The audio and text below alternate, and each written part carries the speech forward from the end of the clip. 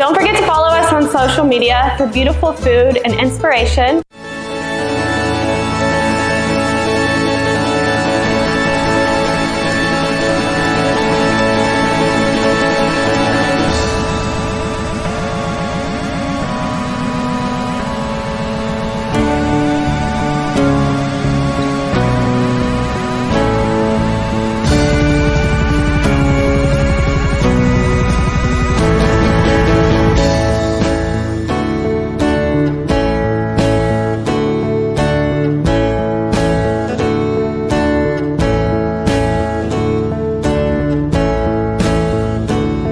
See the same people every other day, but we never say hey, cause we're never looking the way, or my face was in my notebook. We passed each other, didn't look. But these are the people of the towns, of the towns, the towns, of the towns. And large cities are just a bunch of big small towns, overlapping side by side, big small towns.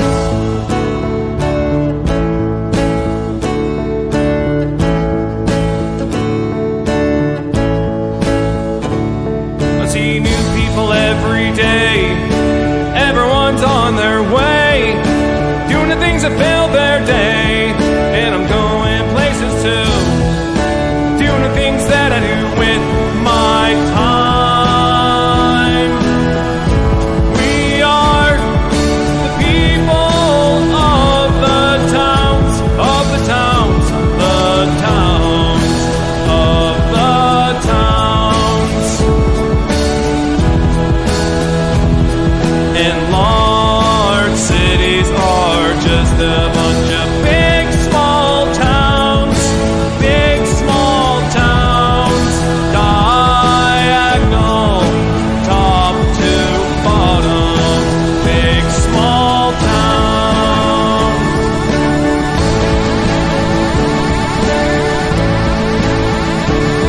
Be nice to the people of the towns.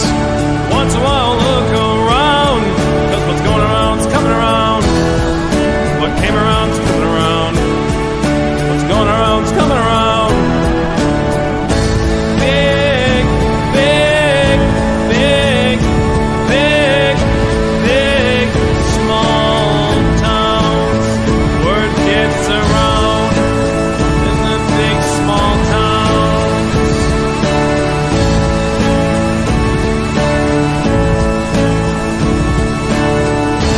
Big, big, big, big, big, small towns.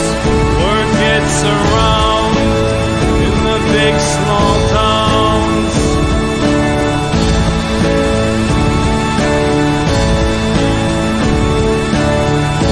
Big, big, big, big, big, small towns.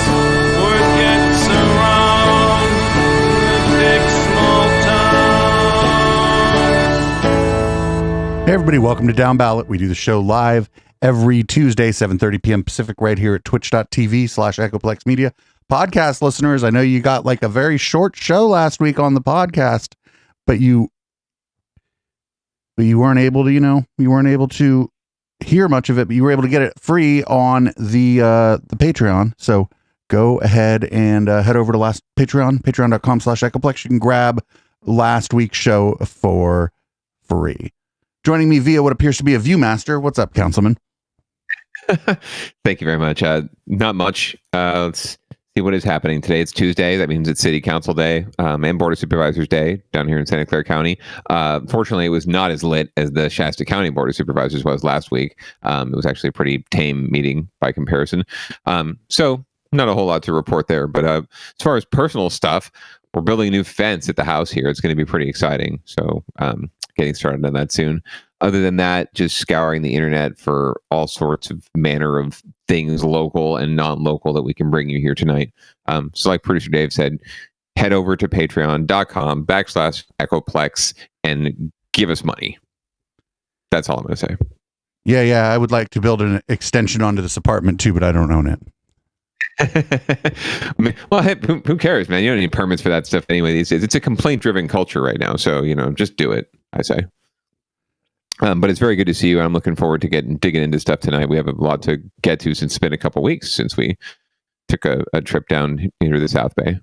Yeah, but when we skip a week, we just pretend the week we skipped didn't exist. Otherwise, the show would be like fucking 3 hours long, right? That's pretty much true. We have to, pick and choose and just go back chronologically and get the best shit for you. But that said, usually there's at least 2 weeks worth of stories on Millennium Tower. So we just find the most current one and bring that to you so you can get it all in one encapsulated bit. But before we get to all that, leading off tonight, Google's coming back and their employees are coming back, but it looks like it might not be like a 5-day work week. Let's find out what's going on. After 2 years of mostly remote work, Google employees return to the office today. KPX5's Jocelyn Moran is in the newsroom. And Jocelyn, you spoke with staffing experts. What are they saying about the tech giant's plan here?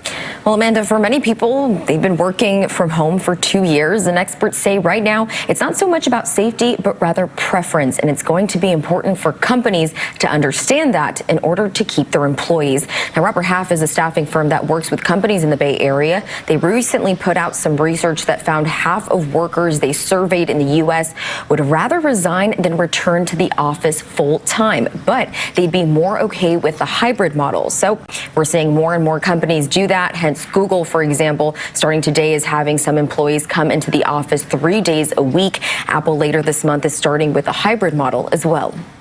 I think that Bay Area workers are expecting their companies to adapt with the way that they've changed. And I think if we don't do that, like I said, you may end up losing your employee to another company that was innovative. Now, experts say we've also seen why people would want to stay home. They can be more productive by working during the time they'd otherwise be using for a commute. Now, Korn Ferry is a consulting firm that has been advising companies with their return to office strategies. Senior client partner Juan Pablo Gonzalez says if the reason employers want someone to return to work is to create culture, it's important for them to create settings that cause that. Not because I said so, but because there's a benefit to you and there's a benefit to me. Schedule your team meetings on your in-person days. Schedule your quiet time, your writing time, your analytics time, when you're home. Now, Google has said that time spent in the office will be focused on in-person collaboration for projects. Again, going back to there being benefits to being back in person. But like with many things in the pandemic, we'll have to see how this all unfolds. In the newsroom, I'm Jocelyn Moran, KPIX5. Don't care. I mean, I put the fucking link there, but I don't give a fuck. TLDR. Have you heard about the potential shortened work week that's been making the rounds? The potential shortened. I'm sorry. The potential shortened what? Work week. Reducing the official whatever work week to 4 days a week legislatively for all businesses. No. It might be coming down the pikes. But like, they could legislate a 1 day work week, and people who work in customer service would still have to work 6 days, sometimes 7, if one of their coworkers gets sick. You know what I'm saying? It's possible. I think they were talking about some sort of, there's flexibility built in, right? It wouldn't be like everyone works Monday through Thursday, right? And they'd have to hire more people, honestly. But the idea being that studies have shown, apparently, that productivity actually increases the less hours you work because you're more focused on getting work done, and then you have more time to expand your mind, shall we say, in other ways, so that you treat the work hours with more reverence, right, and more focus on getting things done, because you don't put things off. You don't feel like, I have until whatever Friday 5 p.m. to do that. I need to do that today, and then I can have Friday off, right? So we shall see. But for now, the conversation seems to be around how do we come back to an office environment, and do we come back entirely? So folks like us, we've never really been in that environment or haven't been. I wouldn't mind having an office again. You should see the state of my living room every time there's anything going on with my day job, since we don't have a warehouse.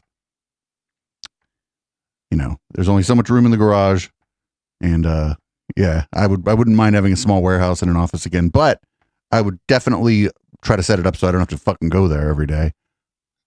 So it's more the space, not necessarily the people that you're missing. I liked working with people too. I like Mike, who I work with, but it would just be the two of us, and so it would be a very tiny space. I've been thinking about it, but I don't know.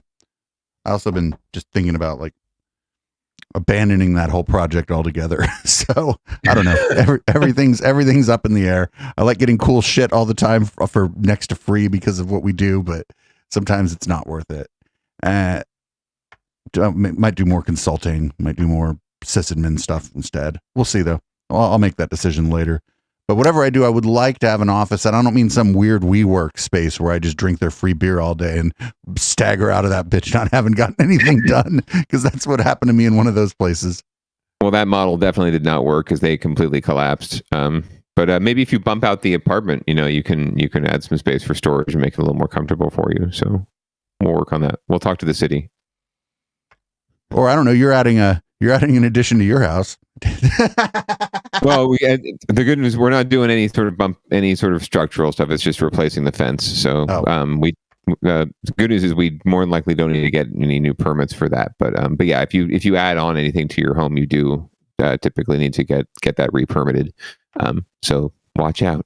But usually you're only going to get busted if your neighbor complains, right, or suspects that you didn't get things checked out.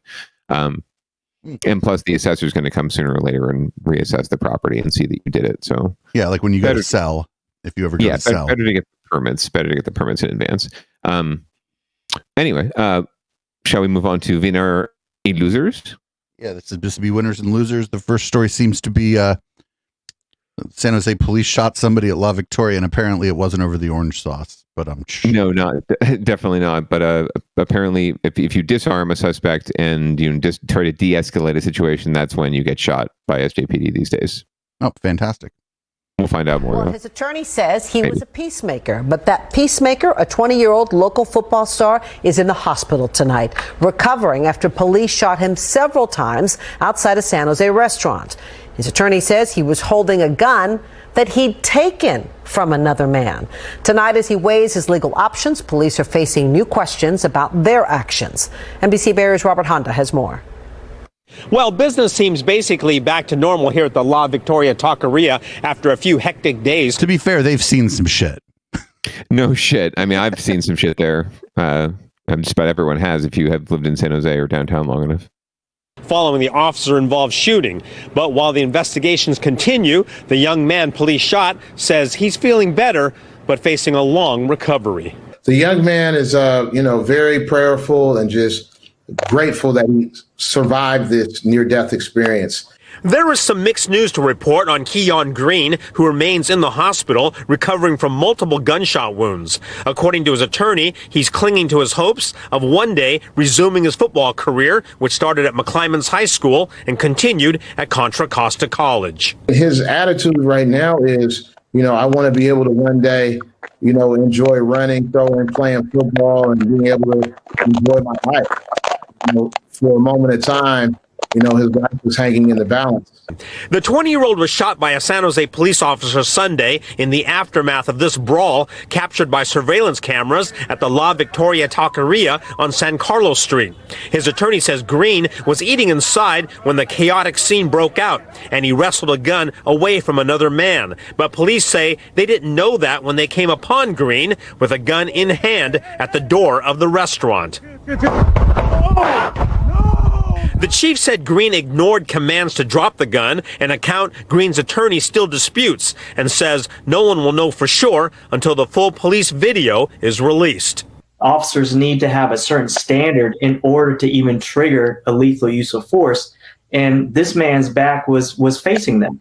A police watchdog group agrees. Police do say Green will not face any charges. However, police did arrest 30-year-old Brian Carter and plan to charge him as a felon in possession of an illegal firearm. Tonight, we've learned he's been released from jail, but is scheduled to be charged in court Thursday. In San Jose, Robert Honda, NBC Bay Area News. Dude, he did just fucking straight up take the gun away from that guy. That's some ninja shit there. Absolutely. I love the note at the end. They note that Green will not be charged with a crime. I'm like, oh, good. So he got shot up for de-escalating, and good. I'm glad you recognize that he doesn't need to be charged with anything. That's nice of you. So when he gets out of the hospital with bullet wounds, he can go free. Anyway, that's another one where there's pretty conclusive video evidence of a lot of things, and it does not really look great. Once again, I'll always note that it's hard. I'm sure in the moment to make decisions like that, but at the same time, that's what training is for. That's what you're supposed to be a professional. That's what you're supposed to do for a living. And if I don't do my job well, I expect to answer for it.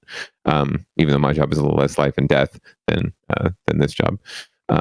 So I would say they have a little more accountability then, or should have more accountability. So we'll see what happens. So just real quick, like if you wrestle a gun away from somebody in like a chaotic situation, you have a couple choices to make, right? You're like, do I try to get rid of this thing? But then if I get rid of it, will someone else pick it up? And now we're just right back in the same fucking bad situation we had, and if you're like that was kind of a big, tall, black dude. So if the police come, now you're like, well, fuck. The police you can't win in this situation, like especially if you're black and it too. There's just no way to win. I don't know what, I don't know what you do with the gun. I don't know, when the police arrive, are you able to hear them? Like, there's just all kind of things you just cannot possibly know. But again, like you were saying, like it seems like we keep running into this over and over and over again, where a person who does not have training is expected to completely have their wits about them and remain calm and do exactly what the fuck they're supposed to do. But then the police maybe aren't always held to the same standard right there, where the police, like, they should be the cooler heads that prevail, not the public, right?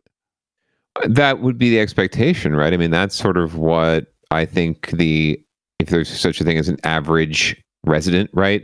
And that's what they understand to be the contract, right? The unspoken contract with the police, the covenant, if you will, right? That they are there to de-escalate the situation. They are there to get the situation under control, to get everyone's shit together and to keep their own shit together more so than anyone around, right? They should have their shit together more than anyone in the scene and be able to control a scene, right? And if that means they need to get different styles of training, they need to get more professional training in the psychiatric arts, right, and negotiation and mental health issues. If they need to have that more of that kind of training and that kind of background, then so be it, right? And we really need to rethink what a police officer is. But I think you're right. That's what most people, I think, perceive to be why they're there, right, at base. But we all know that that's not necessarily the case, and we need to do better as a society, I think, on both sides. Yeah, I don't know. Like I said, you don't want to, the guy took a gun away from somebody who was pointing it at someone else. Like, while the dude was that is some hero shit. Don't care. I don't care if afterwards, he didn't fire the gun at anybody. You know what I'm saying? It didn't appear that he was pointing the gun at nobody, and the fucking all indications of the police shot him in the back. That's the most important element to it, is that, regardless, the police, I mean, they didn't see at the time, right? In the moment, they didn't see what happened inside. They don't know that he wrestled the gun away, right? Necessarily. They just know that this guy's coming out the door with a gun in his hand, right? But he's backing out the door. It's like, and you are a legion. There's at least 10 cops out there waiting for this guy to come down the steps with their guns drawn. So the notion that he could get a round off of any sort that could injure any of them before they just drop him at a moment's notice is ridiculous, frankly. To me, I'm not a law enforcement professional. I don't know. But the standard, to Mr. Jayadev's point in the video, the standard, I think, we really need some sort of standard to begin with, right? I don't know that there is one, frankly. Well, there is this standard. It's kind of unspoken. We did an episode of the Intellectual Dollar Tree about this guy. I forget his fucking name now, but he talks about like the sheepdog mentality or whatever, where like, you're it's the thin blue line shit. It's where you think you're out there fucking all the time protecting everybody from the scary, dangerous people. And it's like, well, I don't know. I thought even the people that you might think are scary, dangerous, those might be the ones who need your protection. And if you don't fucking try to assess the situation, you're just going to blat somebody in the back. It's like, dude. Yeah. It's just a wrong mentality, right? It's a wrong-headed mentality. It's like white or black, not to put too fine a point on it, right? Black or white, one or the other, right? Good guys, bad guys, good versus evil. The world is not like that. The world is a shit ton of gray area, right? There's a lot of in between in the world, and one man's criminal is another man's savior. So I could just imagine a situation here, and I don't know this to be the case, but if this person was still inside and people were yelling, the people inside yelling are going to be what you hear, because the way your fucking physiology works is when you're looking somewhere, that's what you hear. It's partially where your ears are and the physics of your ears, but it's also how your brain interprets the fucking things that come into your fucking ears. So you're not going to hear the cops behind you yelling if you're like backing out the place.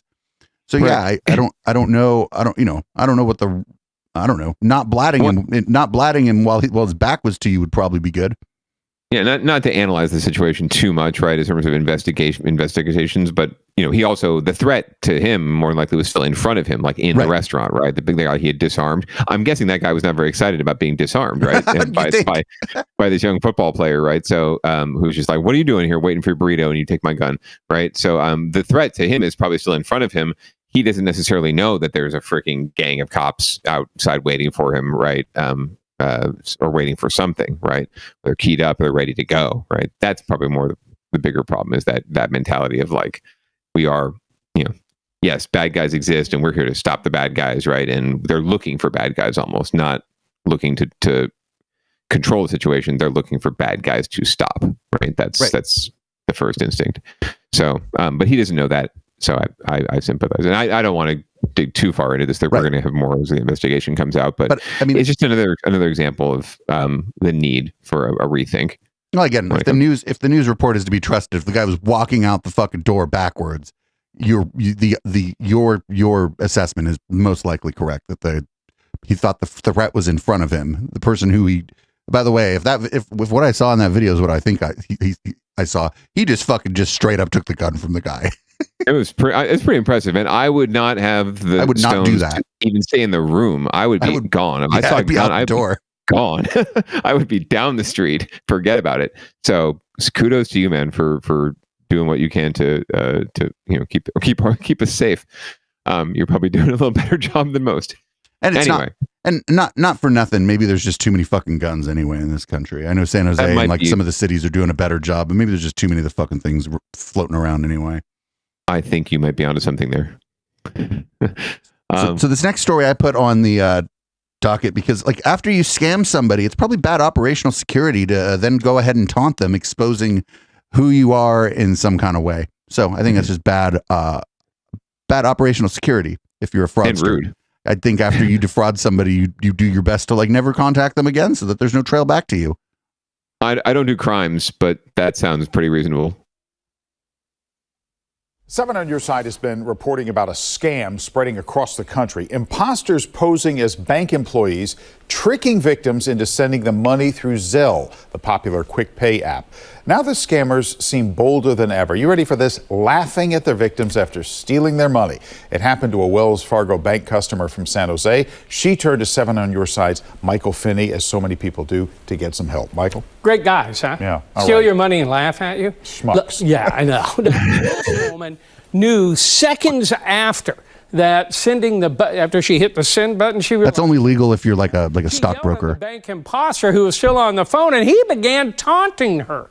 She called the real bank and says the bank simply gave her the brush off. Now, she's not sure which one has made her more furious.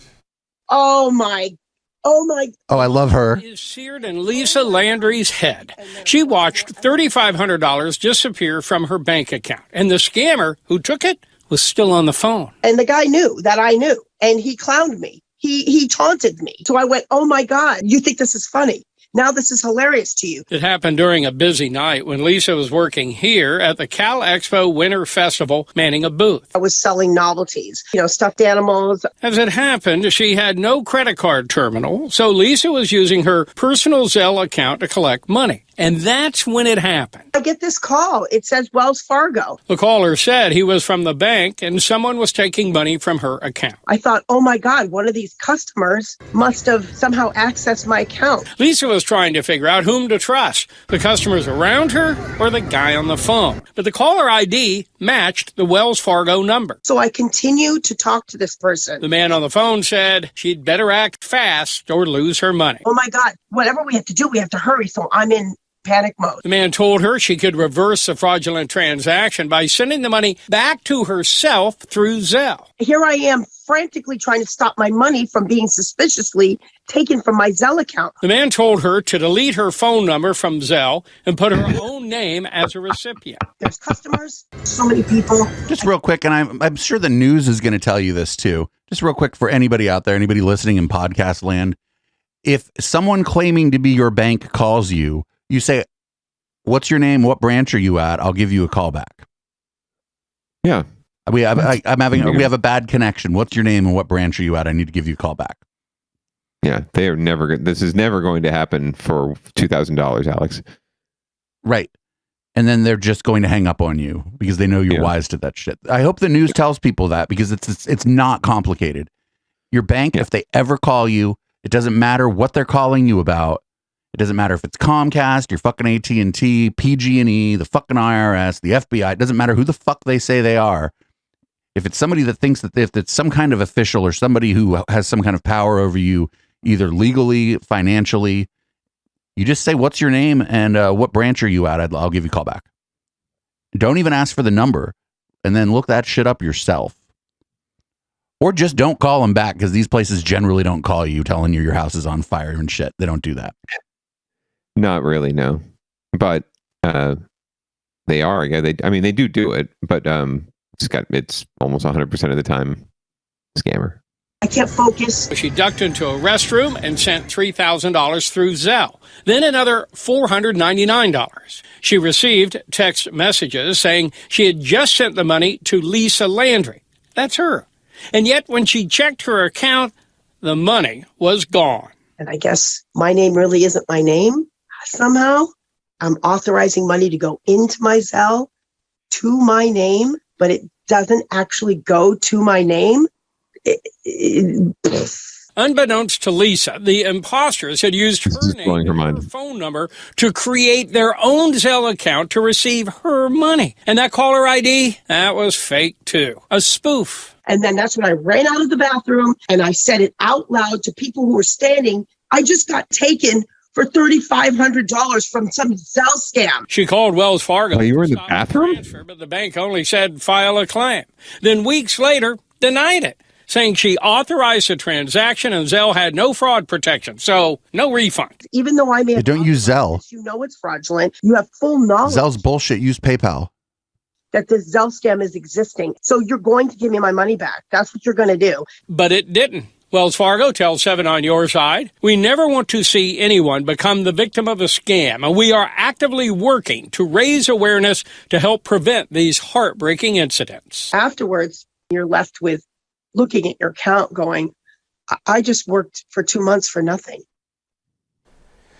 Wells Fargo has refunded some victims of the Zelle scam, but not others, and would not tell us why, citing customer privacy rules, even though we did not ask for anyone's private information. We just wanted to know the ground rules. Now, I want to hear from you. Send me your stories about buying a home, a car, paying off a loan.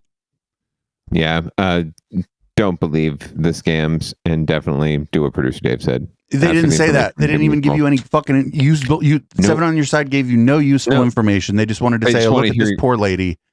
Yeah, and then if you're another poor lady, please send us your story so we can feature you on another sad sack, episode later on in the week. Yeah, very, very helpful. Thank you so much for sharing that.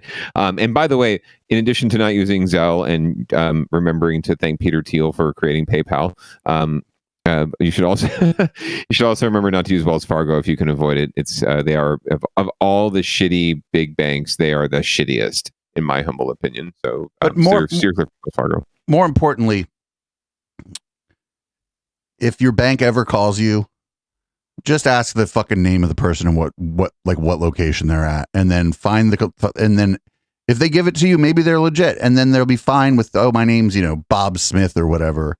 I'm at this branch. You can get me at this extension, and you go, okay. Yeah. Then you call. Don't do the extension even. Just be like, hey, is Bob Smith there? I received a call from him. Boom. Oh no, Bob. Well, there you go. Yes, but of course, 7 on Your Side couldn't even just tell people that. No, well, he couldn't be bothered to have a matching jacket and pants, so I don't know that I don't know that they really think of themselves as professionals in that regard. But scum. That's all I can say. Well, moving up the peninsula to San Francisco, where we just seem to spend a lot of time in winners and losers these days. We've got some interesting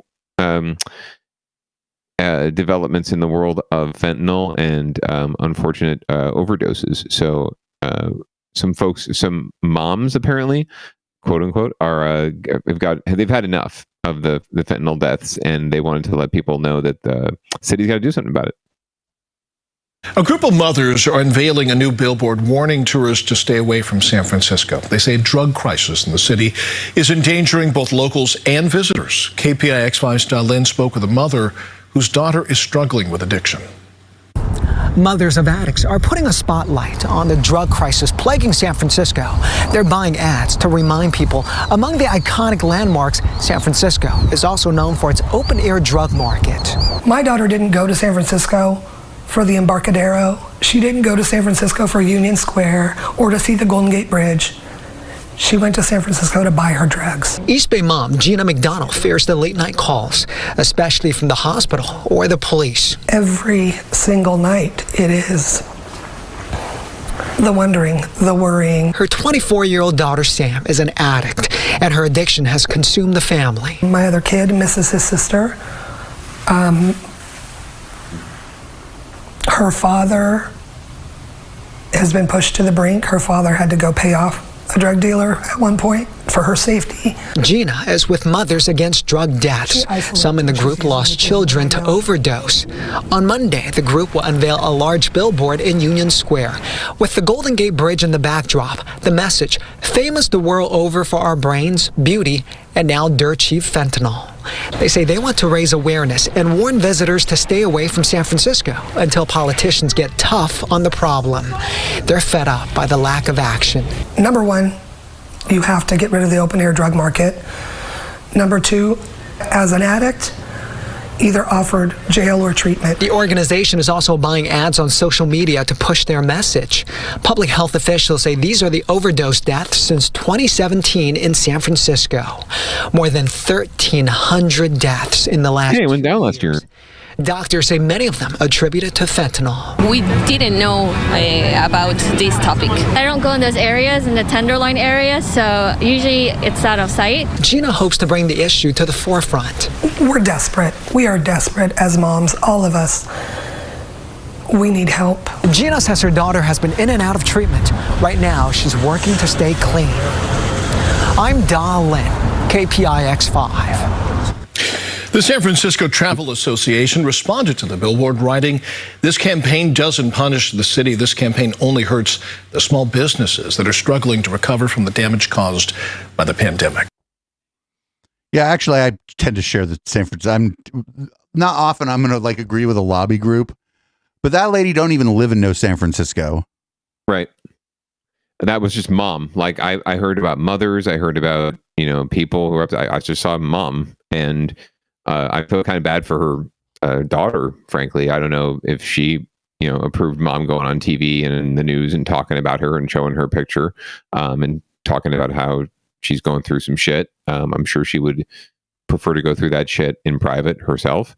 So you're kind of in a way, victimizing your own daughter by doing this. And you're purporting to be doing something about about the problem. What's my whole thing is like, what's the end game from this? Like, okay, are you going to shame the board of supervisors into quote unquote ending the open air drug market? You live in a city. You live in San Francisco. We've talked about this, right? Like, it's a city. You're going to have drugs in the street. I'm sorry. Right? I think I know what it is, but it's my cynicism.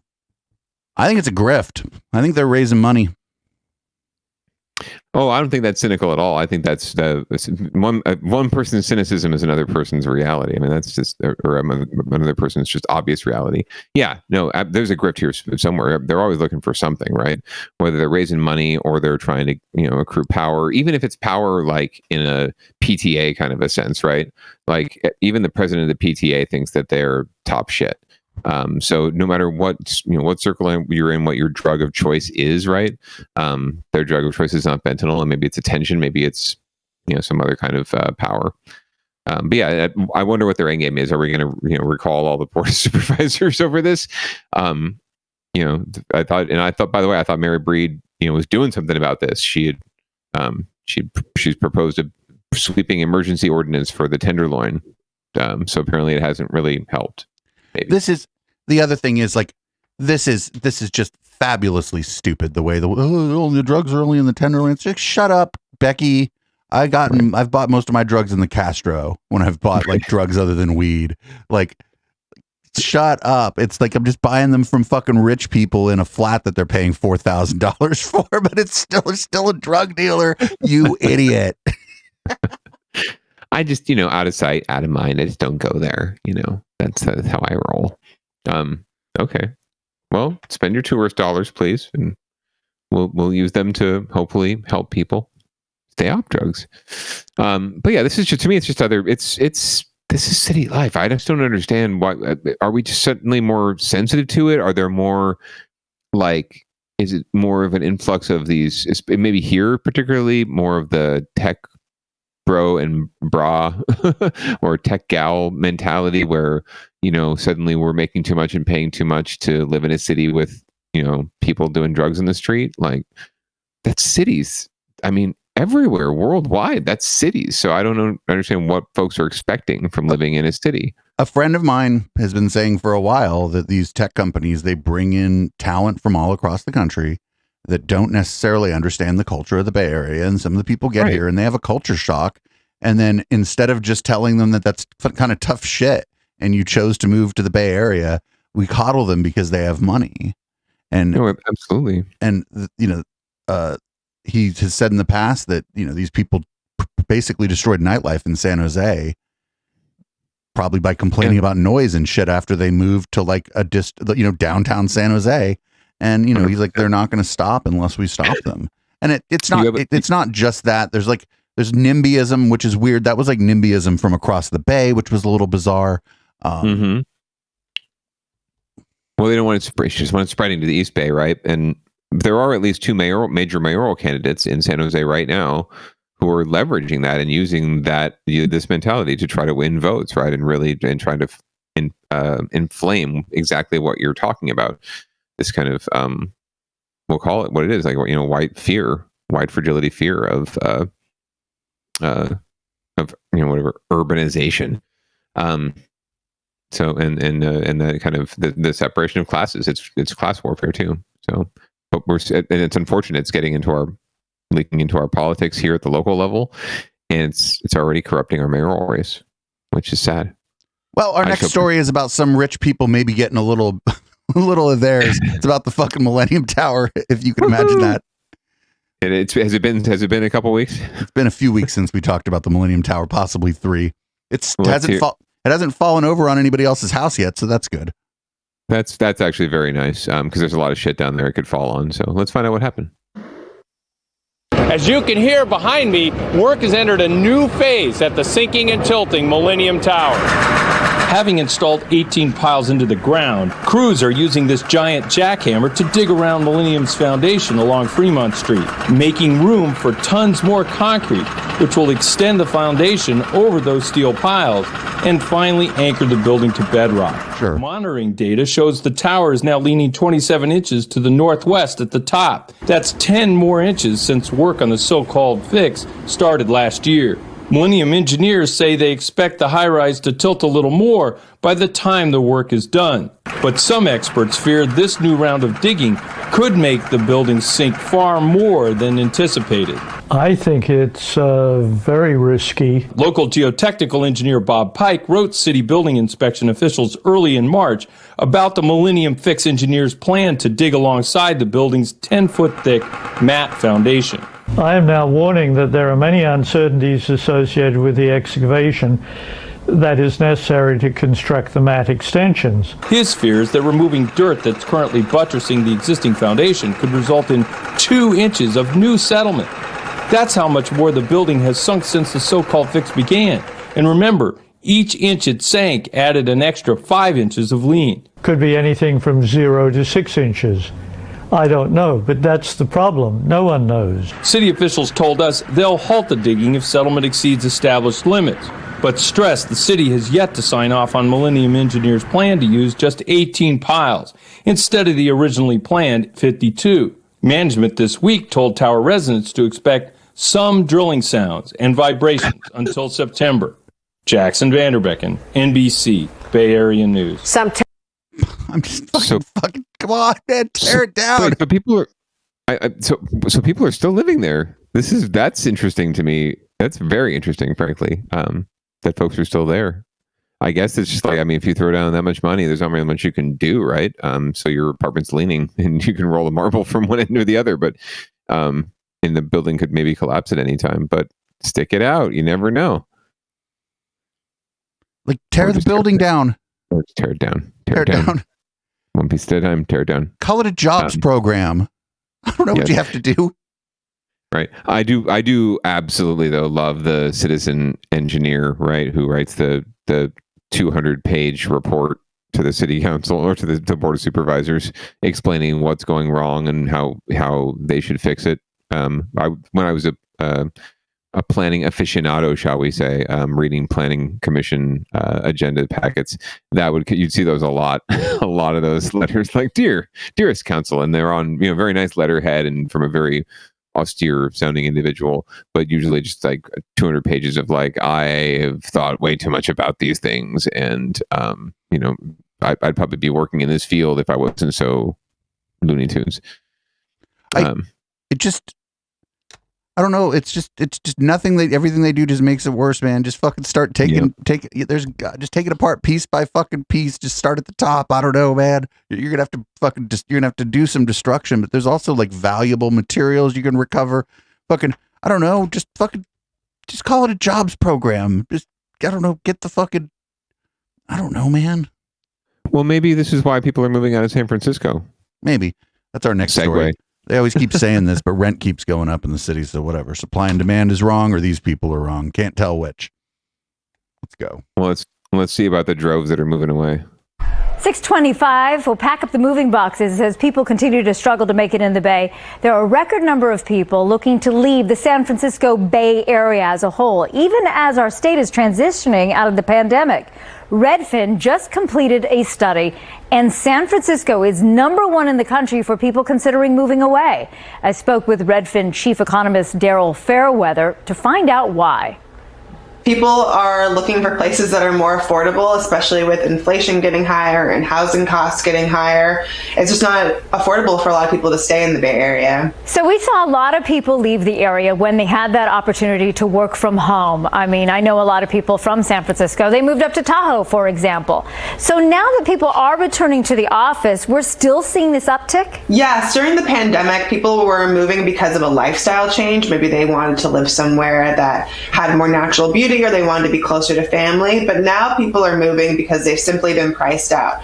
Home prices are up 15% nationwide from last year. Rents are up 14%. And it's especially expensive in a place like the Bay Area that has always been more expensive than the rest of the country. So that's motivating a lot of people to move somewhere else where they'll just have more disposable income. So where are people looking to move?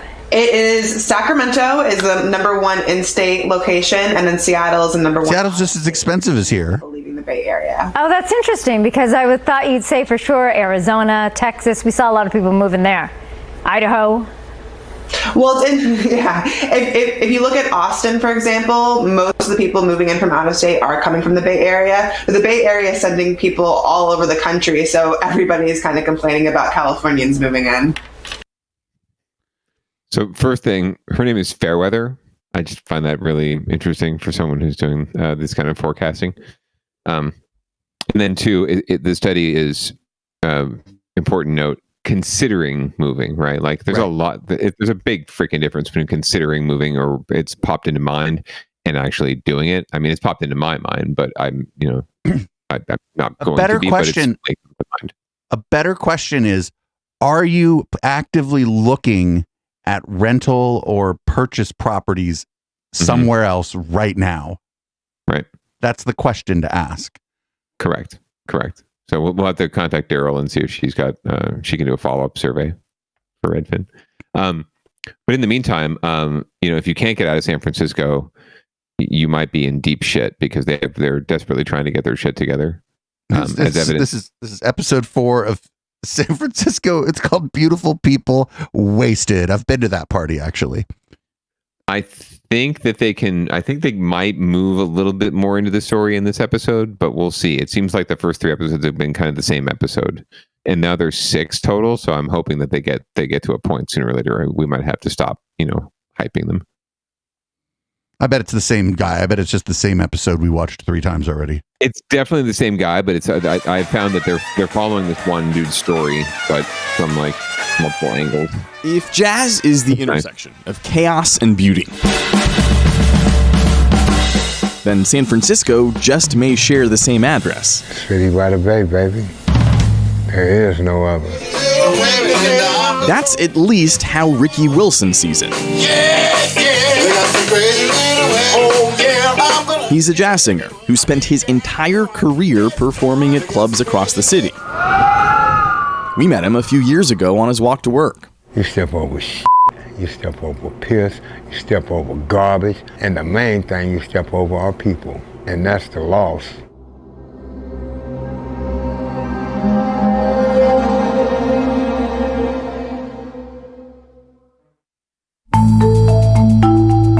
Over the years, we have done dozens of stories about the hopelessness, filth, and drug use on the streets of San Francisco. Before the pandemic, we walked more than 150 blocks of downtown, and we found the amount of... I remember this poop patrol. You remember we covered that? Slums in the Chip was scratching poop patrol. 2-year-olds strolling alongside used syringes. There were desperate people using streets as toilets, and addicts struggling to get in the street. I've been out here for so long that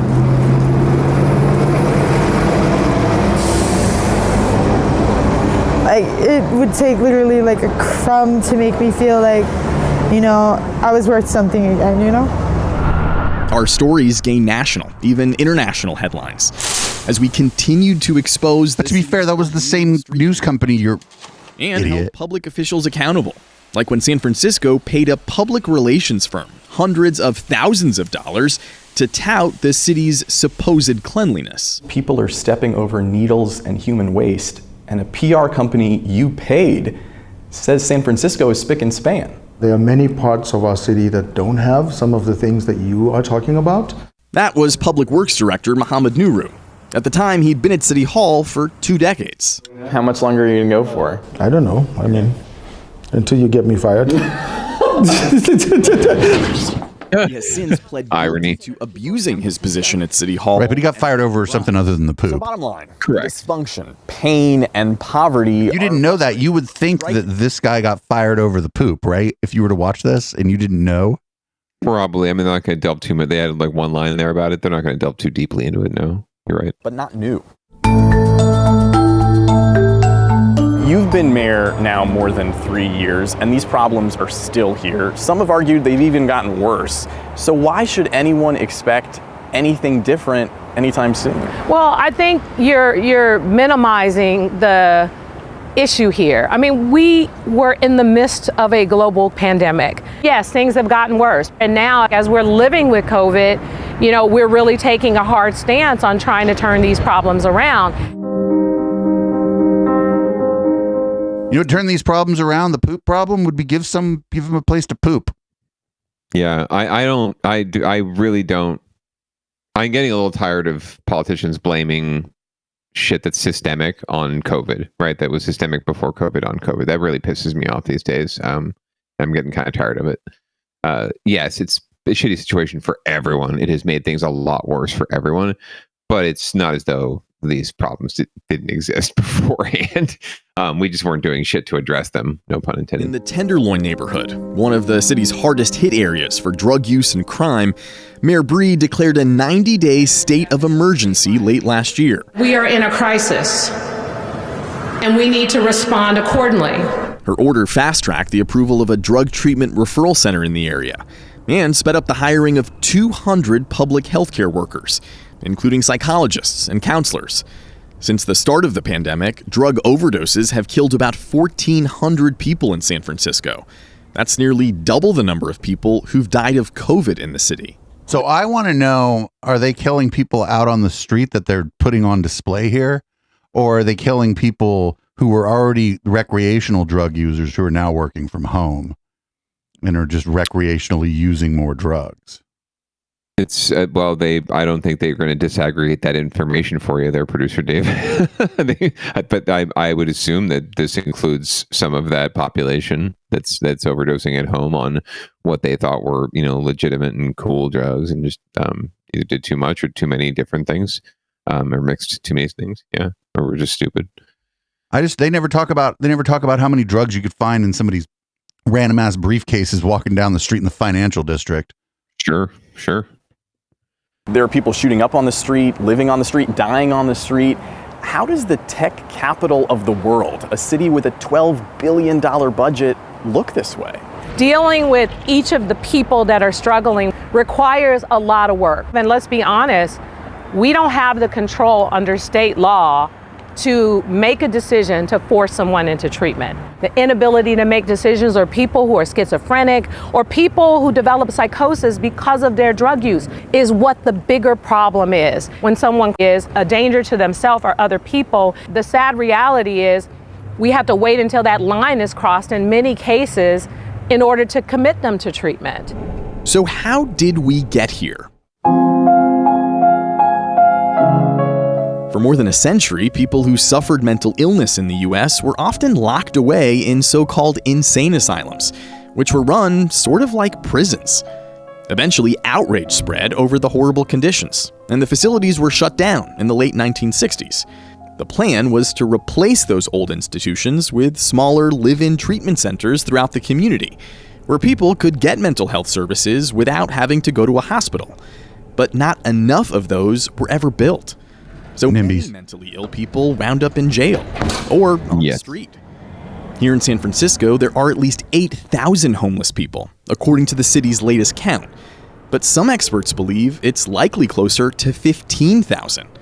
And while not every homeless person suffers from mental health issues, a recent San Francisco survey shows about 40% do struggle with psychiatric or emotional conditions. In a single year, that's meant more than 6,000 homeless people in the city were identified as having serious mental health disorders, which is nearly 3 times the number of mental health treatment beds available. The city only has just over 2,200 beds for people like James Durgan. Have we reached a crisis level here in San Francisco? Without a doubt. Hillary Ronan is a lawmaker on the city's Board of Supervisors. We've been in a crisis around mental illness and drug addiction for many, many, many years now. It's what prompted me to write Not for nothing, she has her own name on her necklace, which I don't. Yes. I was waiting for you to point it out. Our mental health and addiction-based healthcare system.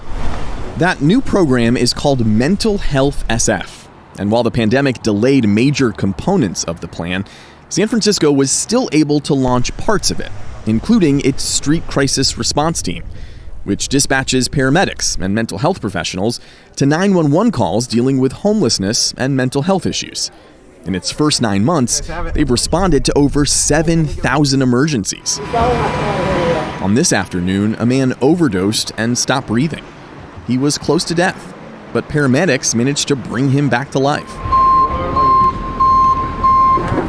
By next year, Mental Health SF hopes to open a one-stop service center for people to get medication, rehab, and mental health services, as well as short-term and long-term beds for anyone in need. That day when you overdosed and realized you're either going to die or you've got to get yourself help, we want that bed for you that day. And that's not the case right now.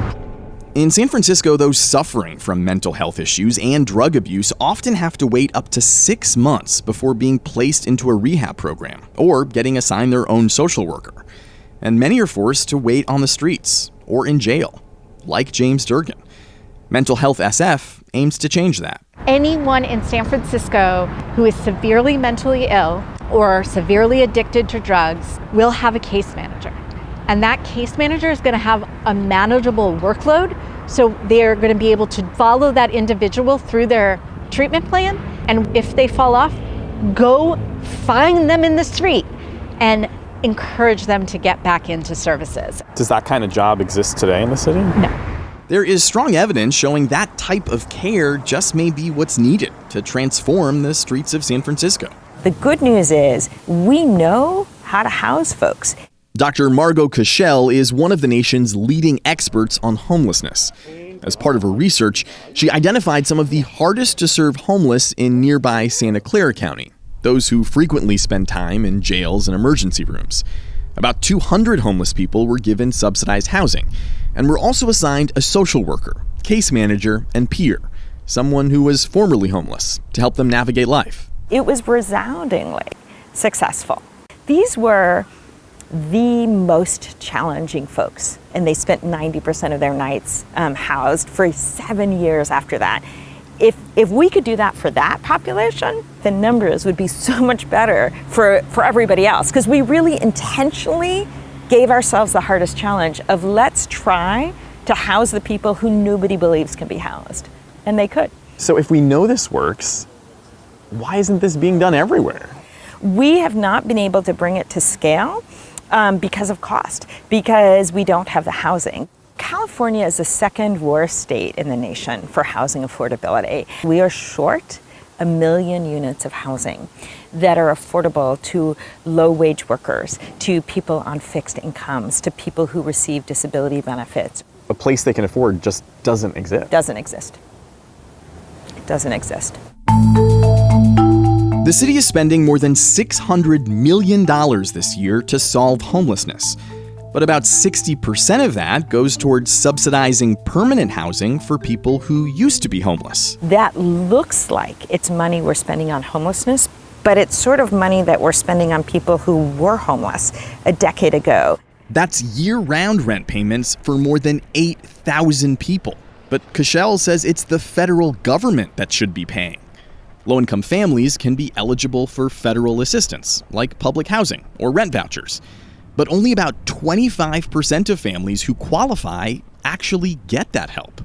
Because historically, the federal government hasn't set aside enough money for those programs. So San Francisco winds up paying.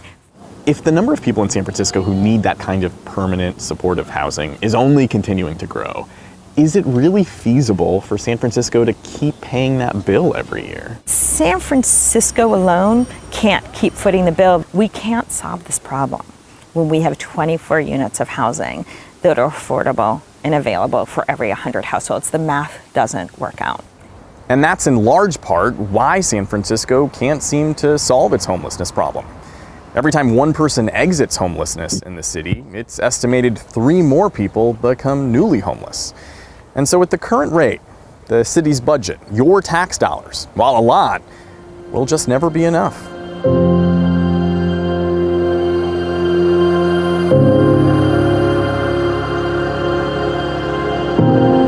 Why? Why is it like this? It's not supposed to be.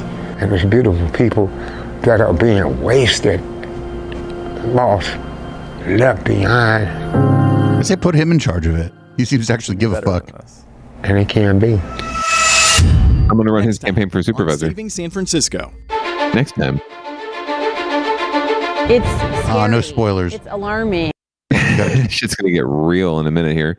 So I've said this over and over and over again. People have the car going the wrong way a lot of times as far as when they talk about mental health and drug addiction and homelessness. People think that that you or start suffering with mental illness, then you start using drugs, then you become homeless. And I would suggest to people that the car often goes the other direction. Yeah, it's the reverse. And more often than not.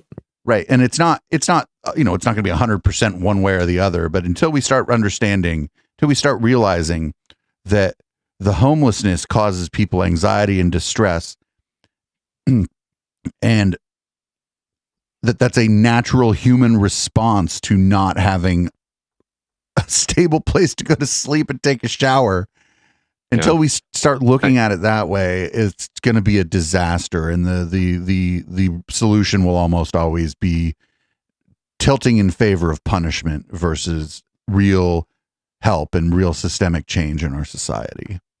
Yeah, I agree with you there, and I think that unfortunately, until we can start to look at it that way, we're ignoring the factor that all of us are one step away from that, frankly. Like, are any of us really mentally well, right? Completely. I think all of us have tendencies and proclivities, and to be to be pushed out of the street and to have to live in that kind of environment is, it could be very well be the trigger, right? It would not be that hard for me to see myself, frankly, going a bit off the deep end, even after one night on the street. So, yeah, I think we need to rethink this, rethink the approach, rethink our mentality about it, and the ones who get that, I think, are going to be the ones who end up succeeding in terms of becoming leaders in the future. Because I think more of us are trying to see it that way and starting to see it that way. So I have hope. Yeah, I have hope. Yeah, I think the help goes the wrong way too. They're like, oh, get them off drugs and then they can get a house. It's like, no, you idiot. Yeah, get him a house. Get him a house and then you can get them off drugs, hopefully. Even if as just any kind of fucking place, like a dorm, someplace where you can close a goddamn door and have some amount of privacy and a fucking bed to sleep on that isn't a prison, that you can leave during the day. It would just do wonders for even people like like that one lady was saying, like, we went after the people that others had given up on, and we had this great success. And that was probably a housing first initiative. It has to have been one. Yeah, there was a lot of good information there, a lot of good advocates saying the right things. Unfortunately, I find it disgusting that Big Ad takes over the narrative kind of in his bits, and it becomes more about him. Like, he thinks he's fucking Walter Cronkite. Like, the shot of him walking down the street, the pan shot, it's just so overly dramatized, and the cutbacks to him during the interviews all the time, like, yes, yes, oh, but what about this? Well, what about that? Right? And okay, fine, you ask the tough questions and you're skeptical, and that's what a reporter does, but you're not the story. Like, just keep the camera on the subject or cut away to something else. I don't need to see your face really at all. You have a nice voice, so the voice is fine. You need a narrative, but I don't need to see you reacting to what someone's saying. I want to see what they're saying and see them saying it. I don't care how you're reacting. I care how I'm reacting. It's a thing, and we see it on Wednesday a lot with some of these public intellectuals we cover. And this guy's doing a little bit of that shit where he wants to make sure that that he's being thoughtful. Mm-hmm. And like if he wasn't bringing these things up, you wouldn't be thinking about these things. Right. There's this guy, David Fuller, that we make fun of. He does a thing called Rebel Wisdom. And his format is basically his guest says outrageous things, and he sits there and looks up to the left like he's thoughtful, and then doesn't ask a difficult question, or maybe just agrees with them. And then their guest keeps saying crazy things. And that's not what's going on here, but the sort of interview style, almost the way in which the interviewer is putting on a display of how thoughtful they are. It's spreading like wildfire, and it really centers, like you were saying, it centers the person conducting the interview instead of centering the person they're talking to and the issues they're discussing. Right, and it almost trivializes what they're saying, or makes you. It starts to make you skeptical of it if you're not, if you're unassuming, don't know any better, right? And you're just watching this, unbiased, seeing the reporter get kind of like skeptical of what someone's saying, which is actually rational and totally realistic, right? And on point. You start to second guess it too, right? So it kind of minimizes what they're saying in addition to distracting from it. So. All right, so we're kind of up against it here, but I want to do this AIDS memorial one.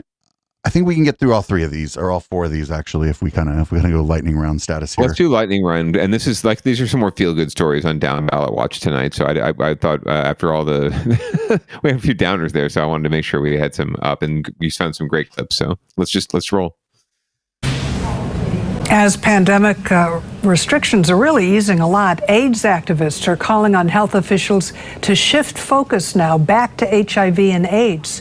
This year marks 35 years since the first panels of the AIDS Memorial Quilt were created at the height of the AIDS pandemic. KRON 4's Charles Clifford was at an event about the quilt today. He has this report. The AIDS Memorial Quilt consists of 50,000 panels like these. There are 110,000 names on all of the panels. The whole thing weighs roughly 54 tons, and it continues to grow, unfortunately. It hasn't been displayed publicly for about 10 years, but on Tuesday, the organizers at the National AIDS Memorial say that the quilt will be brought out and placed in San Francisco in Golden Gate Park at the Robin Williams Meadow near the AIDS Memorial Grove on June 11th and 12th. Organizers said they want to display the quilt to remind everyone that the AIDS pandemic is still happening, that people are still dying from this disease, and it's important to remember them. There are too many names here, and there are too many names that aren't here.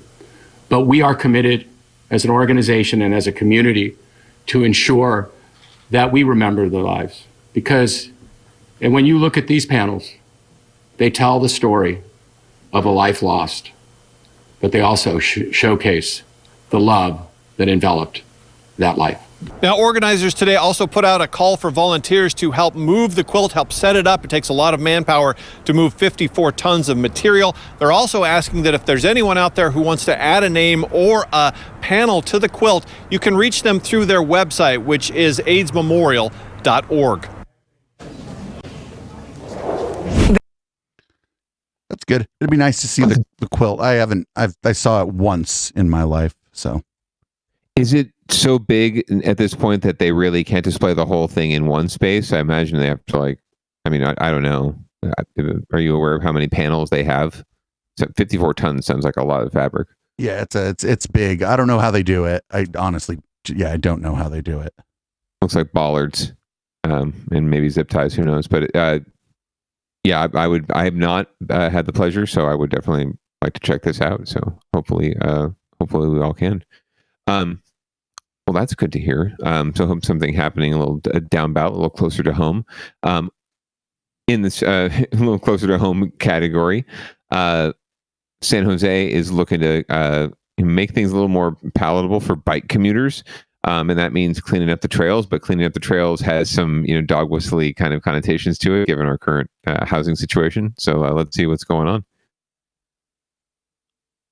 San Jose bike paths are getting a facelift. It comes just as more and more workers are considering commuting by bike as a way to beat those high gas prices. KPIX5's Liv Ramirez got on his bike for a closer look at what's happening. Well, San Jose admits that it does have work to do when it comes to improving bike lanes, but they say now it's more important than ever. Bike riding to work on a flat and smooth path. On a perfect spring day, this kind of commute is hard to beat. Just ask Michael. I live downtown San Jose. I work like 8 miles north, and it's beautiful. This spring, the city is taking action to make the rides even better. The paved trails have been restriped for safety purposes, and vegetation is being cut back. With gas prices soaring, the city wants to remind drivers that its network of bike paths can be a commute alternative. But it's also something people really need nowadays, that affordable, reliable, dependable way of getting around. that doesn't have the high gas prices associated with it. But there is no quick fix for some of the biggest obstacles riders face. Unhoused people's tents and property, sometimes blocking the paths. The trails run through the city center on the banks of the get around that. or Coyote Creek, where the unhoused population grew into the hundreds during the pandemic. Excuse me. Today, I followed paths that suddenly Sorry to be in your space here. You don't apologize. It's your space too. Be nice as you ride by. Fine. For where to live and that they're not infringing on others. Riders we spoke to say they haven't encountered problems with the people. I went through there, came back, nobody hassled me. But the debris and broken glass on the trails can cause flat tires. Yeah, it's an adventure. Several flats just driving the Guadalupe Trail. As new trails open and as they become more popular, San Jose's a bicycle town. Thanks. The city plans to add even more. She seemed great. I love her. San Jose police have added bike patrols to certain trails to give trail users an added sense of security. In San Jose, Len Ramirez, KPIX5. So yeah, it's good to improve the trails and put all the stuff down. They could have just left the other part of that shit out, right? They could have just not leaned into that part of it. Yeah, I mean it's what we all know, right? But and at the end of the day, not an easy solution for that either. But yeah, good to see people. Good to see the tech bros commuting. Hopefully we can get more of that. Get more of them off the road. Who knows? Eventually, we'll all be biking everywhere. Maybe. I still need to get a bike, producer Dave. You do. So we can go bike together sometime. Yeah, and just for fun and shit. Someone in chat was saying they didn't talk to anybody who really felt unsafe. So. Yeah, that's true actually. So maybe that's because they cut back the vegetation and restriped, and then they have police, bike patrols out there to give a sense of security. Who knows? So our next story is about Caltrain. Caltrain is mile for mile the most expensive public transit in the United States, and they just cut the fees in half. So it'll probably still be top 10, but that's good that they're cutting the fees in half for Caltrain. They should make it a rational amount of money for people to get around the peninsula. Here's a local news hit on that. For people trying to make it in the Bay, meantime, new hope for a let-up in those skyrocketing gas prices. But it's not just drivers who've been feeling this pain. Starting this morning, some relief for rail commuters as well. Today in the Bay's Bob Riddell joins us live in Palo Alto this morning with a look at what kind of relief we're talking about for everybody here, Bob. Well, for people who take Caltrain, we're here at the Palo Alto station, it's a major discount for the month of April, which starts today. Starting today and running through this month, people who ride Caltrain will get discounted fares of 50%. Caltrain is doing this to reward its loyal riders, it says, and of course we know to try to lure new people to its rail service. This discount, by the way, does not apply to people who use GoPass. Incidentally, regular train service resumes Monday for Caltrain. You might recall that they had to reduce service earlier last month. This was to accommodate electrification signal work in San Mateo and Burlingame. With regards to people who will be getting into your car this morning, you're probably wondering, well, when is the price of gas going to drop? Some experts predict a drop of 20 cents per gallon in the coming weeks. This as a result of yesterday's announcement that the United States will tap into the strategic petroleum reserves. But even with that price decrease, you can see that gas is still expensive and going to be. You take a look at this map of the 9 counties in the Bay Area that we put together for you. According to the overnight numbers, we are averaging anywhere from around $5.80 to around $6 for a gallon of gas. So even with that 20-cent drop, you're still looking at well over $5 per gallon. Yesterday, President Biden said our government would release a record 1 million barrels of oil a day from U.S. reserves over the next 6 months. Prices at the pump had been rising as more people returned to work during and after the pandemic, and then the prices skyrocketed after Russian President Vladimir Putin invaded Ukraine. So how significant is the release of what will turn out to be around 180 million barrels of oil? Well, U.S. drivers use more than 7 billion barrels of oil a year, so this release represents about 5% increase in supply. Theoretically, stations could be getting lower prices as early as tonight, but most of them only fill their tanks every 3 to 5 days. So it will take probably until the weekend to start seeing more downdrafts at the pump nationally.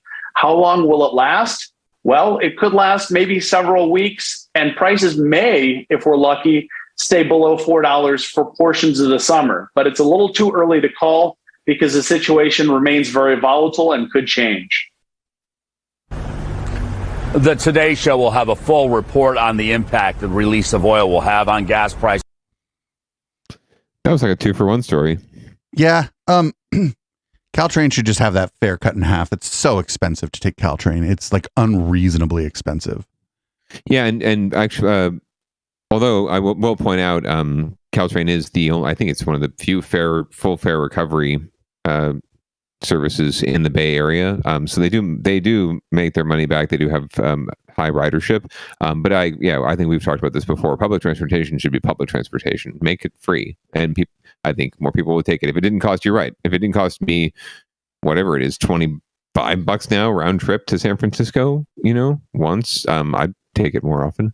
And I don't think there's any sort of like commuter pass that like gives you a discount. No, in fact, to the extent that there is one in that story, they said that those people aren't getting a discount. And it's like, that's great. Those are the people who ride it the most. Fucking assholes. Right. That would be useful. I mean, some businesses, they do, if they're smart and they have their offices along, the rail lines and the commuter lines, they, buy passes for their employees. They pay them to take the train because it honestly makes things more efficient. It makes things that you can be assured they're going to be on time, right? And it probably makes allows the employee to do some more work maybe on the train too. So all sorts of positives around that. Well, we have reached another thing. That was a great lightning round for Downballot Watch. As we like to focus on another thing, normally we have an animal interest story. For those of you who haven't been following, there were some falcons nesting up at the top of the Sather Tower at UC Berkeley. One of them recently passed away, and his lady friend decided she had to move on if she wanted her eggs fertilized this season.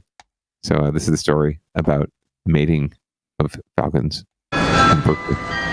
Amid a bustling UC Berkeley campus Friday is a single bouquet of flowers at the bottom of the towering campanile, as many here mourn the loss of one of the university's beloved peregrine falcons, Grinnell. Oh, it makes me want to cry even now. I'm just really shocked, especially how I was studying it last year. I've seen the falcons for years, and I was really sad to hear about Grinnell passing. A group that monitors the bird says Grinnell was chasing off a female intruder and likely got too low when he was hit by a car. His death got many wondering what's next for his long-term partner Annie and their eggs. How is Annie doing? She probably should start using Tinder for finding her next steps. Well, it seems Annie won't be needing Tinder. About a day and a half later, she's apparently already moved on, spending Friday morning with another male. We've seen courtship behaviors in the nest box. We've seen them copulate more than once, and he has also shown interest in trying to incubate. Lynn Schofield is an educator with Cal Falcons, a group that's been following the peregrine falcon couple for years now. She says Annie's actions are not normal. No, it is not. So this is kind of a unique situation because we actually recognize this male. This is a male that's been around that we've seen on and off for about a month. And according to people who follow the waiting for his moment. Cam, this male falcon may very well be the new leading man in Annie's life. She took off and circled the campanile and left the new male with the eggs, so she must trust the new male. And then he's been around all day, back and forth. It's Heartbreak Part 2 for many still mourning Grinnell's sudden death. That's just terrible. I can't believe her. Yeah, it's just so sad. Wow. Well, that's the dating world these days, I suppose. There's a bunch of drama, I guess, there, and I guess the other falcon must be spinning in his grave right now or upset, so, While shocking scientists say this new development actually brings them hope that Annie and her chicks will be okay. The story's still going, and we're hopeful that maybe Annie will still be able to raise chicks this year. At UC Berkeley, Audrey Assistio, NBC Bay Area News. It's a bird. Oh, it's a bird. It just does what it does. I don't know. Moving on. Just moving on. You got to get them eggs ready. You got to continue progeny. I wonder if that other bird threw the new bird threw the old bird into a car.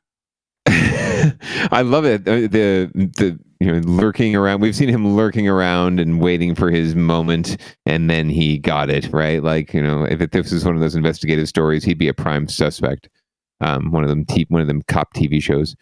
So we'll keep an eye out. Maybe more to come on this one. There could be some sort of weird Shakespearean shit happening here with the Falcons at Berkeley. Well, thank you once again, Producer Dave. Do you want to read us out tonight? Yep. Everybody, thanks for listening to Downballot. I almost said Local Love. Local Love's live right after Downballot. So check out twitch.tv/EchoplexMedia every night, because we got shit every night.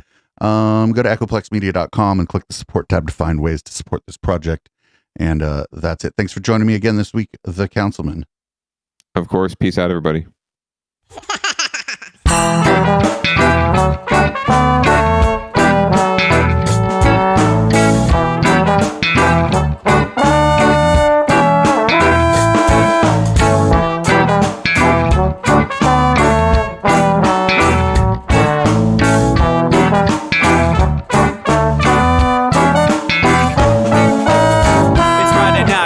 Time to get the party started. Pick up my phone just to check and see who's calling. Dress up real nice for the ladies at the bar, and I'm driving in my car just to get to where they are. Here at the local scene is where I plant my feet. It's where I smoke my cigarette and I hold my drink. I look at all my friends, they're all blazing greens. Here at the front of the stage waiting for MTV. Where are those guys who's standing next to me with a pipe in his hand ready to blaze for me? About 5 minutes later we're all singing Queen. I get the fuck up on stage, man, like the scene, yeah. We do what we want, and what we want is to jam. So sit back and enjoy the band. We do what we want, and what we want is to jam. So sit back and enjoy the band. Enjoy that band. I turn and head back to the bar for a refill, man, because you know where we are. We're headed out to the car to smoke another one and another one. Now just when the magic starts kicking in, I hear relapse playing, you know it's time to head in. Alright everybody, now it's time to grab a new drink. Spark it if you got it and then pass it to me, yeah. We do what we want, and what we want is to jam. So sit back and enjoy the band. We do what we want to do, and what we want is to jam. So sit back and enjoy the band. Enjoy that band. Last up on the bill for the show tonight is Down and Dirty at 5, so we're headed outside to spark up another joint. Now who's got my lighter? Stoner E, of course, shouldn't you be inside? I'm all up in this bitch, being who I gotta be. I'm fucked up like the U.S. economy. The truth is that I don't think logically. Stoner E take you on a psychedelic odyssey. Now inside motherfuckers is rocking me, and outside shit we smoke a lot of broccoli. Rocky the roller, yo, that sexy girl be jocking me. Ain't too drunk to fuck, but I'll probably do it sloppily. We do what we want to do, and what we want is to jam. So sit back and enjoy the band. Enjoy the band, enjoy that band. We do what we want to do, and what we want is to jam. So sit back and enjoy the band. Marley say that he like jamming, and he hope he like jamming too. Well, I gotta say, thank you, Bob, we do. Yes, I gotta say, thank you, Bob, we do.